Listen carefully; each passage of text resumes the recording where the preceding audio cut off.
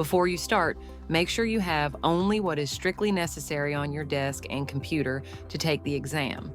If your institution has authorized the use of additional materials, you can use them without any problem. However, remember that the system detects any extra objects, people, or open programs, so it's important to follow the instructions you've been given. We recommend using Google Chrome as your default browser to ensure everything works correctly. In this video, I'll show some of the monitoring tools that may be used, but don't worry, you'll only see the ones your institution has set up for your exam.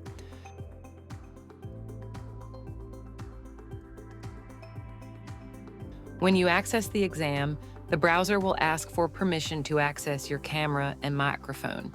If you choose Always Allow, you won't need to repeat this step each time you take an exam in the future. Keep in mind that not everyone will see the same monitoring tools, but don't worry, just launch the ones that are available to you.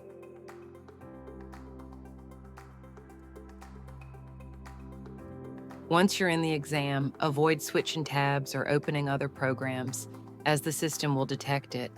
Make sure you're in a quiet place without interruptions, and most importantly, always follow the rules provided by your institution. This will help prevent issues during the exam review and ensure everything runs smoothly.